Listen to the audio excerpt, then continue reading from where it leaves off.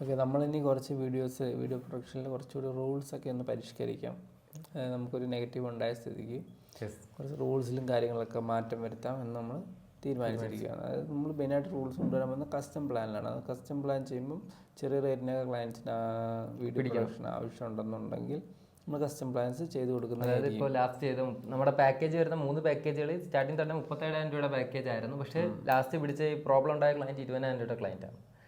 അപ്പോൾ അങ്ങനെയുള്ള ക്ലയൻസിന് നമ്മൾ മറ്റവരതേ ഇത് തന്നെ കൊടുത്തപ്പോൾ നമുക്കത് പ്രശ്നമായി വന്നു. അപ്പോൾ പുതിയ റൂൾസ് നമ്മൾ കൊണ്ടുവന്നു. ആ റൂൾ എന്തൊക്കെയാണെന്ന് വെച്ച് കഴിഞ്ഞാൽ നമ്മൾ ഇവരുടെ ഇതിൽ 10 വീഡിയോസും ഫുൾ വീഡിയോ ഇല്ലേ? അതെ, അല്ല റീല് 10 റീൽസ് ഉണ്ടാവും.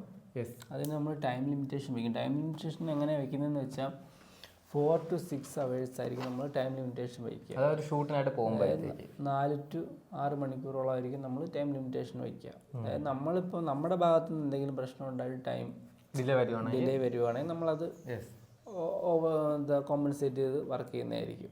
പക്ഷെ അവരുടെ അവർ ചെയ്യുന്നത്, അതായത് അവർ ചെയ്യേണ്ട ഒരു സ്കില്ലോ കാര്യമോ ഒക്കെ അവർ റിപ്പീറ്റ് ചെയ്ത് അവർ തന്നെ അവരുടെ ഭാഗത്തുള്ള മിസ്റ്റേക്ക് കൊണ്ട് ടൈം നീണ്ടു പോവുകയാണെങ്കിൽ പിന്നെ വീണ്ടും ഷൂട്ട് ചെയ്യണമെങ്കിൽ നമ്മൾ പെർ അവറിന് ചാർജ് ചെയ്യുന്നതായിരിക്കും. ഈ പാക്കേജിലുള്ള പൈസ അല്ലാതെ നമ്മൾ ചാർജ് ചെയ്യുന്നതായിരിക്കും. നമ്മൾ പോകുന്നതിന് മുമ്പ് അവർ നമ്മൾക്ക് എന്താ പറയുക, എങ്ങനത്തെ സ്റ്റൈൽ വീഡിയോ ആണ് വേണ്ടത്, എങ്ങനെയുള്ള ഷോട്ടുകളാണ് ഉൾപ്പെടുത്തേണ്ടത് എന്നുള്ള കാര്യങ്ങൾ റെഫർ ചെയ്ത് നമുക്ക് തരേണ്ടതാണ്. നമ്മൾ അതിനെപ്പറ്റി കൃത്യമായിട്ട് കമ്മ്യൂണിക്കേറ്റ് ചെയ്യും, അത് ഡോക്യുമെൻ്റ് ചെയ്യുകയും ചെയ്യുന്നതായിരിക്കും.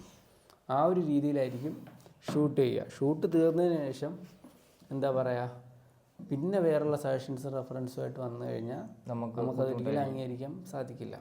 കാരണം നമ്മൾ ഓൾറെഡി ഫുൾ പ്ലാൻ ചെയ്തിട്ടായിരിക്കും വർക്ക് ചെയ്യുന്നത്, എല്ലാം ചെയ്യുന്നത്. പിന്നെ ഔട്ട് കൊടുക്കുന്നത് 3 to 7 days. ഔട്ട് കൊടുക്കുന്നതെന്ന് പറഞ്ഞാൽ 3 to 7 days ആയിരിക്കും ഇനി നമ്മൾ ഔട്ട് കൊടുക്കാൻ പോകുന്നത്. പിന്നെ ഫുൾ ഒരു എഗ്രിമെൻ്റ് ഉണ്ടായിരിക്കും. നമ്മളൊരു എഗ്രിമെൻ്റ് ഓൾറെഡി ചെയ്യുന്നുണ്ട്. പക്ഷേ പിന്നെ ഇപ്പോൾ 20,000 രൂപയുടെ വർക്കിന് 10,000 രൂപയുടെ അഡ്വാൻസ് മേടിച്ചത്. 10,000 രൂപയ്ക്ക് നിങ്ങൾ പോയതും നമ്മൾ എഡിറ്റ് ചെയ്തതും എല്ലാം കൂടി നമുക്ക് നഷ്ടമാണ്. അവർ വർക്ക് നടത്തിയപ്പോൾ നഷ്ടമാണ്. പക്ഷെ അതേസമയം 37,000 രൂപയ്ക്ക് ഹാഫ് പേയ്മെൻറ്റ് 50% നമുക്ക് കുഴപ്പമില്ല. പക്ഷെ ഇവർക്ക് നമ്മൾ 70% എങ്കിലും അല്ലെങ്കിൽ 1 time പേയ്മെൻ്റ് എങ്കിലും മേടിക്കേണ്ടിയിരിക്കുന്നു.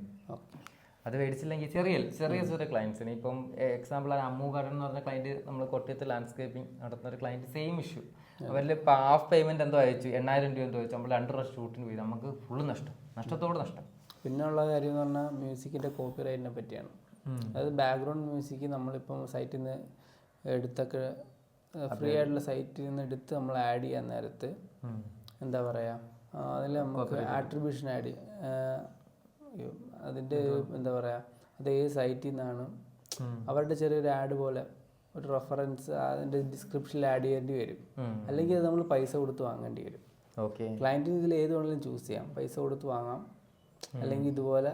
പക്ഷെ അതിന് നമ്മൾ എക്സ്ട്രാ ചാർജ് ഈടാക്കുന്നതായിരിക്കും. ഇപ്പം മ്യൂസിക് ക്രിയേറ്റ് ചെയ്യുന്നതൊക്കെ എത്ര പാടുള്ള കാര്യമാണെന്ന് അറിയാം, അതിനൊക്കെ എത്ര ചിലവ് വരുമെന്നും.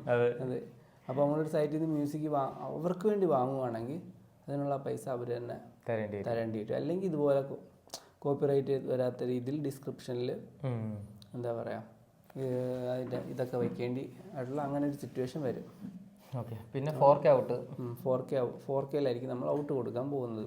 അതെ, അവരുടെ റിക്വയർമെന്റ് അനുസരിച്ച് വലിയ ക്ലയൻസിന് നമ്മൾ അതനുസരിച്ച് സോഷ്യൽ മീഡിയാസിൽ എന്താ പറയുക 1080p ആയിരിക്കും അപ്ഡേഷൻ വരുന്നത്. പിന്നെ യൂട്യൂബിലൊക്കെ ചെയ്യുന്നുണ്ടെങ്കിൽ മാത്രമായിരിക്കും 4K ആയിട്ട് യൂസ് ആവുക. 4Kയിൽ ഷൂട്ട് ചെയ്താലും ഇപ്പോൾ ഇൻസ്റ്റാഗ്രാമും അതൊക്കെ കംപ്രസ് ചെയ്യും. അപ്പോൾ നമ്മൾ ഔട്ട് കൊടുക്കുന്നത് എന്താ പറയുക, ഇൻസ്റ്റാഗ്രാമിനും യൂട്യൂബ് ഷോർട്സിനൊക്കെ നമ്മൾ ഔട്ട് കൊടുക്കുന്നത് 1080pയിലായിരിക്കും ഔട്ട് കൊടുക്കാൻ പോകുന്നത്. 4Kയിൽ ഷൂട്ട് ചെയ്താലും നമ്മളങ്ങനെ ആയിരിക്കും ഔട്ട് കൊടുക്കാൻ പോകുന്നത്. കാരണം ഇത്രയും കാര്യങ്ങൾ നമ്മൾ ശ്രദ്ധിച്ചില്ലെങ്കിൽ ഇനിയിപ്പോൾ ഇതേണുള്ള ക്ലയൻറ്റുകൾ വരുമ്പോൾ നമുക്ക് തന്നെ ഇഷ്യൂ ആണ്. അപ്പോൾ നമ്മളൊരു എഗ്രിമെൻറ്റ് പ്രിപ്പയർ ചെയ്തിട്ട് ഇനി മുതൽ ആ ഒരു രീതിക്ക് കാര്യം എന്ന് പറഞ്ഞാൽ നമ്മൾ ഫുൾ ഫ്രെയിമിലാക്കി ഷൂട്ട് ചെയ്യുന്ന വൈഡ് ലെൻസ് ഉണ്ടാവും, ആവശ്യമായ ലെൻസിൻ്റെ നമ്മുടെ എക്യുപ്മെന്റ്സ് ഒക്കെ ഉണ്ട്, ലൈറ്റിംഗ് ഉണ്ട്, അതിനൊക്കെ ഡിജിയുടെ മൈക്ക് ആയിക്കോട്ടെ, ലെൻസ് പാക്കേജിൽ ഇൻക്ലൂഡ് ആയിരിക്കും. പിന്നെ എക്സ്ട്രാ ലൈറ്റും കാര്യങ്ങളൊക്കെ വേണമെങ്കിൽ അവർ അതിനുള്ള ട്രാവലും. അതെ, കാരണം അത്രയും മാൻ പവർ വേണം.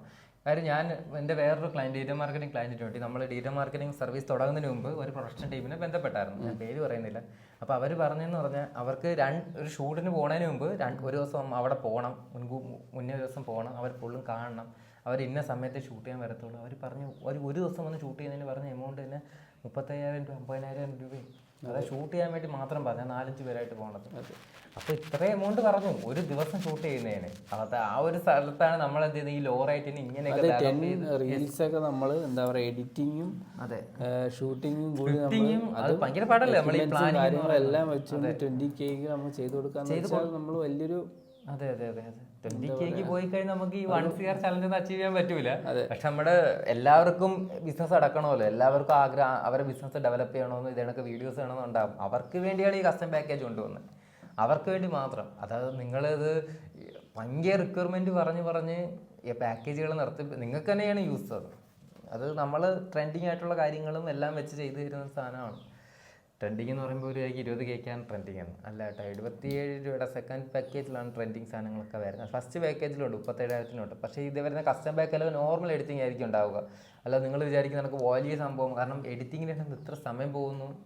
അത് എഡിറ്റിംഗ് ചെയ്യുന്നവർക്കും നോർമലി നിങ്ങൾ ജസ്റ്റ് ഒന്ന് ഗസ്റ്റ് ചെയ്താൽ നല്ല ടൈം പോകുന്ന കാര്യമാണ്. ഓക്കെ, അപ്പോൾ നിങ്ങളുടെ റിക്വയർമെൻറ്റ്സ് എഡിറ്റിംഗ് ഒക്കെ നമ്മൾ ചെയ്തു തരാൻ പറ്റും. അതനുസരിച്ചുള്ള എമൗണ്ട് മാത്രമേ ചെറിയ വേരിയേഷൻസ് അങ്ങോട്ടും ഇങ്ങോട്ടും വരത്തുള്ളൂ കേട്ടോ. ഓക്കെ, ഇത്രയും കാര്യങ്ങൾ എഗ്രിമെൻറ്റ് നമ്മൾ പ്രിപ്പയർ ചെയ്യാൻ പോകുന്ന എല്ലാം ഡോക്യുമെൻ്റ് ആക്കി അയച്ചു കൊടുത്ത് അവരെ ഓക്കെ പറഞ്ഞ് മാത്രമേ നമ്മൾ ഇനി ഇങ്ങനെയുള്ള ചെറിയ ക്ലയൻസിൻ്റെ വർക്കുകൾ ഫോക്കസ് ചെയ്യത്തുള്ളൂ. ഓൾറെഡി നമ്മൾ ചെയ്തത് 3 പാക്കേജിൽ നമുക്ക് ഈ സാധനങ്ങളുണ്ട്, പക്ഷെ അതിലും കുറച്ച് മാറ്റങ്ങൾ വരുത്തണം. അപ്പോൾ നമ്മൾ ചലഞ്ച് സ്റ്റാർട്ട് ചെയ്തിട്ട് 18ാമത്തെ ദിവസമാണ്. കഴിഞ്ഞ ഒരാഴ്ച നമ്മൾ വീഡിയോ ഒന്നും ഇട്ടിട്ടുണ്ടായിരുന്നില്ല. എനിക്ക് ചെറിയ ഫുഡ് പോയിസൻ്റെ പ്രശ്നമൊക്കെ വന്നിട്ടുള്ളത് കൊണ്ടായിരുന്നു ഒന്നും ചെയ്യാഞ്ഞത്. അപ്പോൾ ഇനി മുതൽ നമ്മൾ കണ്ടിന്യൂസ് ആയിട്ട് വീഡിയോസ് ഉണ്ടാവും. നമ്മുടെ വർക്കുകൾ കണ്ടിന്യൂസ് ആയിട്ട് ആക്റ്റീവ് ആയിരിക്കും. ഇനിയിപ്പോൾ 2-3 ദിവസം വേറൊരു റൂളെന്ന് വെച്ചാൽ ഇപ്പോൾ നമ്മൾ ഈ ഒരു ഡേറ്റിന് ഷൂട്ട് പ്ലാൻ ചെയ്തെന്ന് വെച്ചോ, അവരുമായിട്ട് എഗ്രിമെൻ്റ് ആയി ഈ ഒരു ഡേറ്റിനായിരിക്കും ഷൂട്ട് നമ്മളെല്ലാം സെറ്റപ്പ് ചെയ്ത് ആ ഡേറ്റ് ബുക്ക് ചെയ്ത് കഴിഞ്ഞാൽ ആ ഡേറ്റിൽ ചേഞ്ചസ് ഉണ്ടാവുകയാണെങ്കിൽ ക്യാൻസലേഷൻ ഫീസ് നമ്മൾ ഈടാക്കുന്നതായിരിക്കും. ഓക്കെ, അവർ ചേഞ്ച് ചെയ്യുകയാണെങ്കിൽ അവരെ ക്യാൻസലേഷൻ ഫീ, കാര്യം നമ്മൾ ആ ദിവസം വേറെ വർക്കൊന്നും ക്യാൻസൽ ചെയ്തിട്ടാണ് നിങ്ങൾക്ക് വേണ്ടി ഇരിക്കുന്നത്. അപ്പം നിങ്ങൾ അതിലൊരു ചേഞ്ച് ഉണ്ടാക്കുവാണെങ്കിൽ നിങ്ങൾ അതിന് എമൗണ്ട് നമുക്ക് തരേണ്ടി വരും. വർക്ക് ചെയ്യാതെ തന്നെ ക്യാൻസലേഷൻ ഫീ ആഡ് ചെയ്യേണ്ടിയായിരിക്കും. അത് വേണം കാര്യം അല്ല, അത് നമ്മുടെ തന്നെ കാര്യമല്ല. നിങ്ങളിപ്പോൾ ഏതെങ്കിലും വർക്ക് ചെയ്യുവാണെങ്കിൽ ഇങ്ങനെയുള്ള ചെറിയ കാര്യങ്ങൾ, കാരണം ഈ പ്രശ്നങ്ങൾ എല്ലാവരും പ്രശ്നക്കാരെന്നല്ല. നമ്മളത് ഫസ്റ്റ് വർക്കും അതേ കണക്കിന് ഇത്രയും നാളെ ഡിസ്ട്രിക്റ്റ് വേണ്ടി ചെയ്ത വർക്കുകളെല്ലാം ഹാപ്പി കസ്റ്റമർ, ഒരു കസ്റ്റമറും പ്രശ്നമില്ല. ഡിസ്ട്രിക്റ്റൊക്കെ എത്ര 2-3 തവണ നമ്മൾ 1 million അടിച്ചു കൊടുത്തിട്ടുണ്ട് ഒരു വീഡിയോ അപ്ഡേറ്റ് ചെയ്ത് മാർക്കറ്റ് ചെയ്തൊക്കെ. ഓക്കെ, അങ്ങനെയാണെങ്കിൽ നമുക്ക് റൂൾസുകൾ അപ്ലൈ ചെയ്യാം, ഇംപ്ലിമെൻറ്റ് ചെയ്യാം. ഓക്കെ, അതിനിപ്പോൾ ചെയ്യാം.